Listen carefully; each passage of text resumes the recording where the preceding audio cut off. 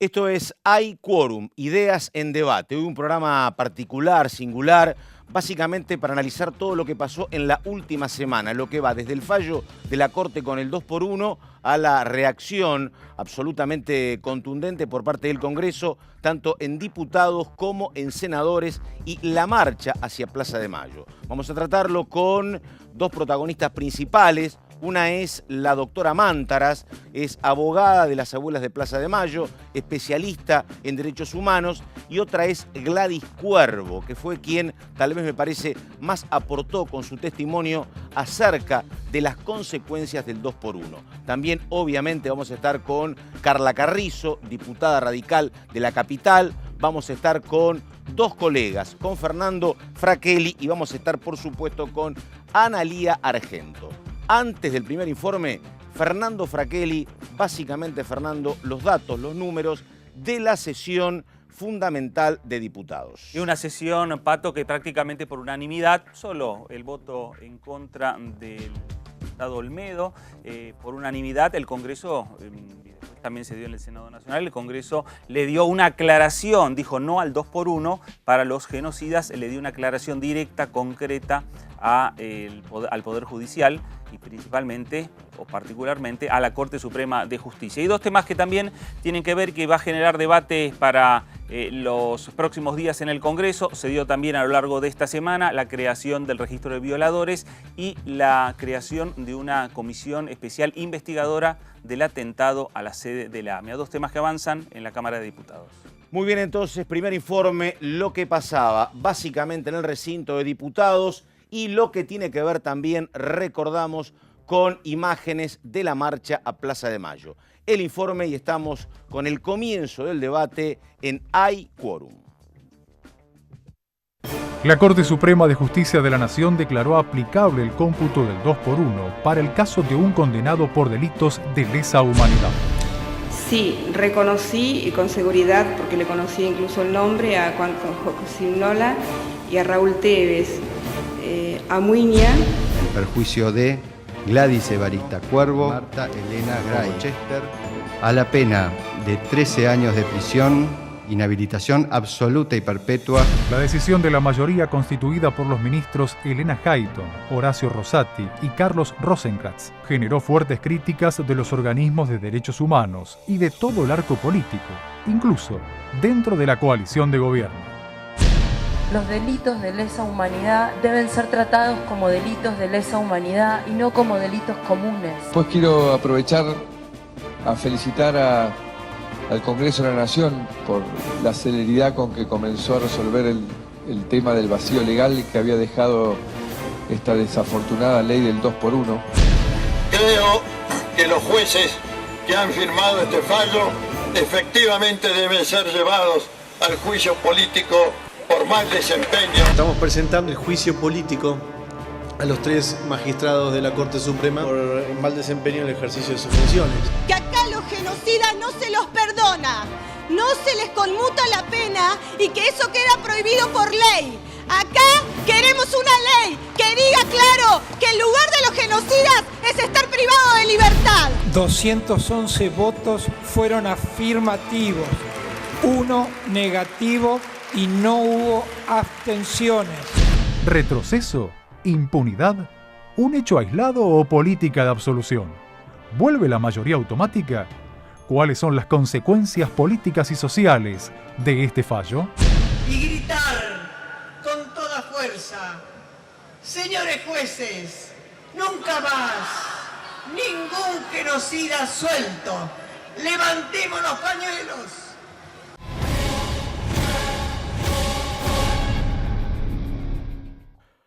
Bueno, uno puede abordar este tema desde distintos puntos de vista, pero me parece una pregunta que yo todavía no he encontrado la respuesta. Vamos a tratar de encontrar por aquí algo, que es por qué la Corte decidió tratar este tema, por qué decide votar de esta manera, por qué pierde su primera votación Lorenzetti. La verdad que hay cuestiones que uno no termina de entender, pero comenzamos con Gladys Cuervo. Gladys, ¿cómo le va? Y gracias por estar, A ver, Gladys, recordamos por qué se la conoce mucho mediáticamente en la última semana. No sé si esto es bueno o malo para usted, Porque el primero que se beneficiaba con esta ley era quien la había primero secuestrado y después torturado. Así es. ¿Y esto cómo es? De tener que volver a pedir justicia, a revivir historias. ¿Esto lastima? ¿Esto se asume como una etapa histórica? ¿Cómo lo vive Gladys? Esto lastima, desesperanza un poco, trae decepción en la justicia. En realidad yo nunca tuve mucha confianza en la justicia argentina, porque recorriendo mucho los pasillos de tribunales, sin ser abogada y sin tener conocimientos jurídicos, recorriendo pasillos durante años, porque yo durante 35 años estuve pidiendo justicia. Recorriendo los pasillos de tribunales me di cuenta que la justicia argentina, salvo honrosas excepciones que las hay, es una corporación con la peor connotación de esa palabra.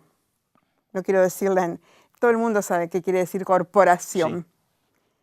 Y bueno, entonces yo lo recibí con estupor, porque no tenía la menor idea de que podía pasar eso. Me enteré por los medios. Perdóneme, uno ha leído mucho y lo que generalmente aparece es que quien tortura está como cubierto con alguna capucha. Hay casos que no, obviamente, que uno sabe y son conocidos, el Turco Julián y otros, los de la ESMA. Pero digo, ¿usted cómo identificó a su torturador? ¿Sabía que era Muiña? Era uno de mis torturadores, porque era un grupo.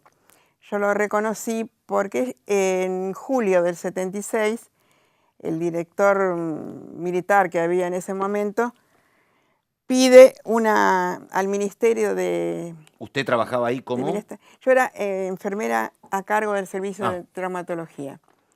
Pide al Ministerio de Bienestar Social, que en ese momento estaba dirigido por un marino, porque las tres fuerzas actuaron en conjunto en todo esto. Pide un refuerzo de la Guardia de Seguridad del hospital porque decía que había desmanes en el hospital. Y es un sobreentendido que el país está en un práctico estado de sitio. Entonces el hospital tenía la paz de los cementerios. Y ahí llega Muiña. No había ningún desmán. En ese grupo, que es nombrado por el ministerio, vienen con nombramiento, es decir, son funcionarios públicos, por lo cual sus delitos son doblemente reprobables. Un funcionario público debe velar por el público, no atacarlo. Mirta Mántaras, abogada de Abuelas de Plaza de Mayo, especialista en derechos humanos. Además, me estaba contando antes, aportante de mucha documentación con el doctor Garzón sobre historias de violaciones a los derechos humanos en la Argentina. Mirta, le pregunto, ¿está más tranquila después de lo que pasó en el Congreso? ¿Cree que le sorprendió esta reacción del Parlamento? ¿Cómo lo vivió? Bueno, hay que dividir. A ver. La decisión del Congreso es muy saludable porque todas las veces que sean ratificados los derechos humanos, lo tenemos que recibir con algarabía. Sí. Las leyes rigen para el futuro. Claro. Es un tema exactamente. Pero no importa, porque lo anterior, teniendo en cuenta que nuestros legisladores han votado contra los mandatos de sus bases y que han perjudicado con ese voto al país, es doblemente saludable que se reivindiquen los derechos humanos, entre los cuales están los derechos sociales, culturales, económicos. Claro. O sea, pero eso no es una cosa que tiene que llamarnos a nosotros la atención. ¿Por qué? Porque no era necesaria esta ley. ¿No era necesaria? No, no era indispensable. Es necesaria que cada vez que se pueda se ratifique la adhesión del país y de los diputados a los derechos humanos, pero no era necesaria ¿por qué? Porque los derechos humanos están dentro de una categoría. Hay derecho interno, donde cada país tiene su derecho penal, puede poner 2 por 1, no ponerle 2 por 1. Sí. El derecho penal, el crimen, siempre categorizado en el derecho interno. Hay el derecho internacional, donde ya no tiene importancia lo que internamente resuelva el Poder Judicial, el Poder Legislativo o el Poder Ejecutivo, obedece a los pactos internacionales. Sabido es, ¿no es cierto?, que cuando terminó la Segunda Guerra Mundial y se produjo el genocidio, y era una cosa muy, muy dolorosa y escandalosa, salieron muchas leyes, o muchos tratados, donde se contemplaba. El primero fue el contra el genocidio. Perdóneme, una pregunta. ¿Usted por qué cree que la Corte, un minutito, porque le quiero preguntar también a la diputada Carriza, ¿pero usted tiene en claro por qué la Corte falló como falló? ¿Que hizo tanto lío la Corte? En un minutito me lo cuenta. Bueno. Carla, diputada, ¿cómo te va? ¿Vos tenés alguna respuesta de por qué la Corte se metió en esto donde nadie le estaba pidiendo nada? ¿O crees que sí? A ver, ¿o le pedían algo? No, creo que hay cosas para celebrar. Aún con todo este aprendizaje de angustia que tuvimos antes de la declaración, yo creo que fue importante lo que hizo el Congreso ayer. Porque hay cosas en las que no hay que tener ambigüedades. La Corte es independiente hoy, de hecho se rompió, no hay esta lógica de mayoría automática, de hecho se votó dividido, incluso los tres jueces tienen disidencias entre sí, no es lo mismo la posición de Hayton, de Nolasco y de Rosenkrantz que de Rosati. Rosati le solicita al Congreso que finalmente no tengamos ambigüedad. Es decir, que lo que tenemos en escena es una Corte que vota diferente y que es autónoma. Y eso está bueno porque se habla mucho de la judicialización del poder político y que siempre el Congreso, el Poder Judicial le pone límites al Congreso en las leyes que implementa. Bueno, finalmente el Congreso le está diciendo a la Corte se puede equivocar y no estamos dispuestos a permitirlo. O sea que yo creo que, primero, destacar el tema de que, si bien entiendo lo que dice Gladys, en términos históricos, esto lo quería decir, una cosa es el Poder Judicial, otra cosa son los jueces. La Argentina, en cuanto a derechos humanos, ha marcado tendencia internacional y eso se probó ayer también, pero en parte porque la sociedad acompañó este aprendizaje colectivo. De modo que, con todas las falencias, Gladys, el Poder Judicial de Argentina en estos temas, comparados con otros, en España no se pudo hacer nada, en otros casos similares que no avanzaron. Es decir, que ahí hay un aprendizaje colectivo que la sociedad y la dirigencia y las organizaciones salieron a decir: este es un logro que no va a retroceder. Y eso Carla, hay que celebrarlo.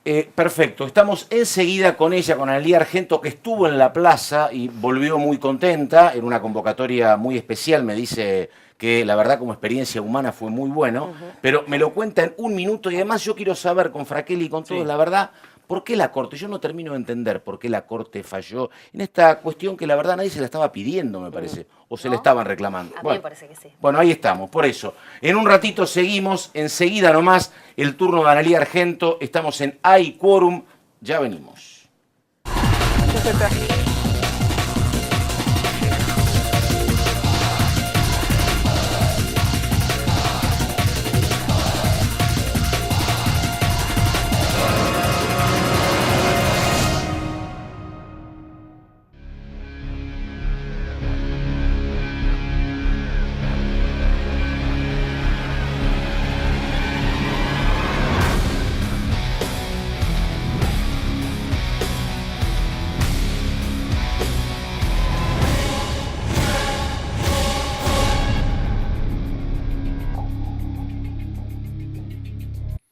Bueno, Analía Argento es colega del Cronista y además autora de un muy buen libro que es ¿Guardería en La Habana? ¿Es el libro? La Guardería Montonera es uno Ah, y otro está. es De Vuelta a Casa, historias de hijos y nietos restituidos. Está. Dos de los protagonistas fueron protagonistas esta semana en el Congreso.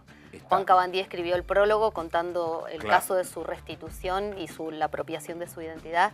Y Victoria Donda, a mí es muy fuerte verla, porque ella, bueno, todos sabemos, tiene... La historia... Su historia es muy fuerte. Bueno, uno de los que reclama la libertad del 2x1 era su apropiador. Bueno, y ella, aún manteniendo un vínculo con él, dice que los genocidas deben estar detenidos. Y eso para mí es muy emblemático, es muy fuerte, porque aún cuando están en juego sus propios afectos, ella antepone la justicia y lo que debe ser para pedir que una ley contra el 2x1, ¿no? Bueno, a ver, la pregunta que estaba dando vuelta donde coincidían, me parece que Mirta y Gladys, Analía, el tema era, yo decía, ¿por qué se mete la Corte con esto? ¿Se lo estaban pidiendo? ¿Se metieron porque se les ocurrió? ¿Arrancaron así? Y vos tenías una mirada, Analía. Yo, digamos, soy periodista, suelo ser más bien desconfiada. Exactamente, está bien. Y creo que hay un clima político, y también se debe sentir en los tribunales, con cómo se tratan los delitos de lesa humanidad. a diferencia del gobierno anterior, o por marcar la diferencia con el gobierno anterior, esta gestión está promoviendo, por ejemplo, el Ministerio de Justicia recibe a los familiares de los detenidos. Efectivamente. Se cuestiona el número de desaparecidos. Los nietos, se puso en duda el 24 de marzo. Se quería hacer un feriado movible. Los 2 nietos restituidos en la presidencia de Mauricio Macri no recibieron ni siquiera un saludo por Twitter del presidente de la Nación. El presidente ha hecho algunos gestos y además ha habido una demanda explícita, expresada a través de algunas editoriales, por ejemplo en el diario La Nación, respecto de la forma de detención y las condenas, y también un reclamo para que se dé igual tratamiento a quienes actuaron desde fuerzas políticas en la lucha armada, ¿no? A ver, estoy con Fraquel enseguida. Vos, Gladys, pensabas más o menos lo mismo, ¿no? Exactamente, pienso igual que Analía. Ahí está. Pienso igual que Analía, pienso que la Corte votó en sintonía con lo que le están pidiendo desde el gobierno, porque esto no es casual. Se han burlado permanentemente de los derechos humanos. Macri ha hecho las afirmaciones más horribles siendo un presidente, y ayer en Mendoza se puso el pañuelo blanco y bailó una samba. Fue una burla y una provocación. Una burla y una provocación. Escuché a Estela de Carlotto y a Nora Cortiñas muy enojadas con ese tema. Antes de Mirta, Fraquel, diga, por favor. La lectura que entonces queda, que es verdad lo que está diciendo Analía, que hay una serie de sucesos que uno puede llegar a interpretar que el gobierno tiene que ver con lo que falló la Corte Suprema. No sé si tiene que ver o generó el clima, ¿no? Bueno, exactamente. Claro. Bueno, ahora, me parece que la reacción de la gente, la reacción popular, lo que fue la Plaza de Mayo, fue ponerle un punto final también a cualquier pensamiento, intento o malinterpretación que tenía el gobierno sobre el tema de los derechos humanos. Me parece que el mensaje le llegó al oficialismo rápidamente, le llegó a la oposición también rápidamente. Carla, el Congreso tuvo una reacción muy rápida, cosa que para otros hechos no la ha tenido, y a lo mejor generaba discusiones en comisiones y demás. Acá en 24 horas se sancionó la aclaración a la Corte Suprema de Justicia. Claro, que como ella decía antes, es como más un gesto político, ¿no? De decirle a todos los poderes, decirle también al Ejecutivo y al Poder Judicial, no, bueno, nosotros, hay un consenso en la sociedad, que no es un consenso ni de este año, ni siquiera del gobierno kirchnerista. Es algo que arranca, digo, en 1983, cuando todos empezamos a transitar la democracia. Quizás no estábamos preparados como sociedad o estábamos mirando para otro lado cuando fueron los indultos, y los organismos o las abuelas, las madres y las víctimas se sintieron más solos, ¿no? Y me parece que ahora hay un sentir, digo, el radicalismo lo sufrió con intentos de alzamiento, porque no fue gratis tampoco para Alfonsín ayudar, impulsar el juicio a las juntas, ¿no? Y la plaza me parece como que la gente interpretó como que se había firmado otra vez el indulto. Exactamente. Bueno, estoy con Carla Carrizo en un ratito y con una pregunta, porque yo lo que tampoco entiendo. A mí me parece que, ¿sabés qué? Hay una sorpresa. Uno decía Rosenkrantz, y Rosenkrantz es un hombre que trabajó con el doctor Carlos Nino, irreprochable. ¿Y quién es Rosati? Y Rosati viene de ser el ministro de Justicia de Kirchner. Me parece que desde ese lado también fue sorpresivo, ¿no? A ver, Mirta Mántaras, santafesina también, como Rosati. Bueno, a ver, Mirta, ¿usted qué dice? Como Lorenzetti. ¿Clima? Como Lorenzetti. Las representó Santa Fe en la Corte. A ver, Mirta, ¿usted pensó que había un clima? ¿O porque un día se levantaron y armaron esta mayoría? ¿Lo dejó muy incómodo a Lorenzetti perdiendo? ¿Por qué cree que pasó? No, yo coincido totalmente con ella que esto venía siendo una seguidilla. Pero veamos. El derecho internacional de los derechos humanos no depende de los presidentes, sino de los estados como estados.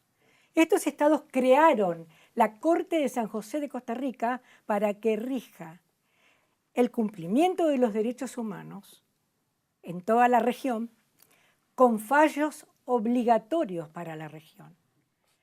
Entonces, ¿por qué se procede así? Sí. Porque los gobiernos son muy hábiles para perdonarle a los anteriores, si un gobierno militar no respecto de otro, etcétera, etcétera. Por lo tanto, las cualidades de estos delitos para ser considerados delitos de lesa humanidad son que siempre interviene el Estado, son masivos, son graves.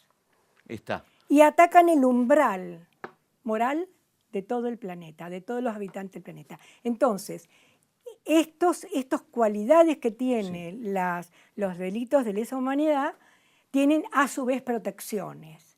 La de que bajo ningún concepto se puede articular la impunidad. Entonces, a los gobiernos se les prohíbe la amnistía, los indultos, las leyes de obediencia jerárquica, todo lo que sea la conmutación de penas, que es el caso todo lo que pueda coartar. ¿Por qué? Porque al ser los delitos de lesa humanidad, una parte, el poder, el Estado, porque son delitos, ¿no es cierto?, como los de la mafia, son delitos de organización, porque hay una organización que los perpetra, frente al pueblo, que es un pueblo indefenso. El pueblo solo es muy vulnerable. Por lo tanto, se protege esta vulnerabilidad. Cuando salió la ley de obediencia debida, se dijo claramente, acá se viola el principio de que no se va a admitir la farsa de juicio. 40 resoluciones de la Corte Interamericana de Derechos Humanos. Ya terminó. Pero no se permite la farsa de juicio, o sea, tratar de hacer una voltereta y que no haya habido un juicio y una defensa de las víctimas. Por otro lado, tampoco se puede tomar medidas políticas, medidas de los gobiernos que coarten la posibilidad del seguimiento del juicio, que dé libertad a los perpetradores, que genere impunidad. Estas son las características. Por lo tanto, lo diga la Corte Argentina o no, no puede la Corte declarar que estos casos son conmutables o son conmutables las penas, porque esa norma, que sí fue muy buena, contrariamente a lo que se dice por ahí, porque permitía que se descompriman las cárceles. Por lo tanto, esta norma, esta resolución de la Corte, no podía haber salido porque se entiende que ellos estudiaron Derecho. Exactamente. Se entiende que estudiaron Derecho Internacional. Tan luego en el país, adalid de la defensa del derecho internacional. Acá hay una tremenda mala fe. Ahora Carla, salió. Entonces, una pregunta, Carla, yo te digo esto. Digo, se votó por unanimidad, cosa que me parece que para el oficialismo parlamentario, faltó el amigo Olmedo. Pero Olmedo siempre da la nota, de modo que esto confirma la regla de que haya unanimidad. Hoy me llamó la atención porque los otros días leí una columna de Monzó reivindicando el diálogo y el consenso. ¿Te parece que esto puede cambiar algo el clima entre ustedes? Monzó apostaba a que a lo mejor la grieta se atenúa. ¿Pensás lo mismo vos? Varias cosas que me parecen interesantes. Primero, en esto no hay grieta. Si algo se demostró ayer es que todo el tiempo estamos hablando de la grieta, sobre todo en un año electoral, y hay cosas en las que, aunque los medios a veces exacerben la idea de la grieta, hay cosas en las que la sociedad y la dirigencia política reaccionó sin grieta. Todos estuvimos ahí y eso me parece también mostrar los logros colectivos de la Argentina. Me encantó a mí, inesperadamente, el eslogan también. Por supuesto vengo del radicalismo, pero el eslogan fue nunca más la interpelación a los jueces, nunca más impunidad, señores jueces, a los genocidas. Y eso significa, como decía recién muy bien ella, digamos que eso es una construcción de todos desde el 83 en adelante, independientemente de los grises y las sombras y todo el esfuerzo que llegó llegar a este punto. Ahora, primera cuestión, el daño está hecho, la Corte tomó posición y ahora hay que volver sobre ese fallo. Perdón, es nulo. Claro. Bueno, absolutamente nulo, dicho por las leyes, que está son bien, las que declaran la forma de interpretación, como la ley 27156, no, manifiesta que son nulos los fallos. Igual bien, que la Corte Interamericana de Derechos Humanos tiene una ristra, son nulos, o sea, no existieron. Claro, ahí hay un debate, hay un debate interesante. Le quiero preguntar, ¿vos fuiste a la plaza ayer, no? Sí, por supuesto. Muy bien. ¿Muña va a seguir en libertad? Eso es lo que yo pregunto. ¿Y Muña va a seguir en libertad? Yo apelé a la Corte Interamericana ese es el punto. Entonces nosotros eso quería decir, Gladys, que es importantísimo. Nosotros ayer, ¿qué es lo importante? Lo importante es que no solamente se votó esa ley, sino que el Congreso está trabajando, porque se presentaron proyectos en eso para justamente judicializar con la Corte Interamericana. ¿Por qué? Porque así ocurrió en muchas cosas, en cosas menos profundas y dramáticas, como por ejemplo el tema del cupo. Nosotros sancionamos la ley del tema del cupo y no se cumplía. Fuimos a la Corte y se estableció 2 y 1. Bueno, entonces hay veces que no hay que suponer que las cosas están.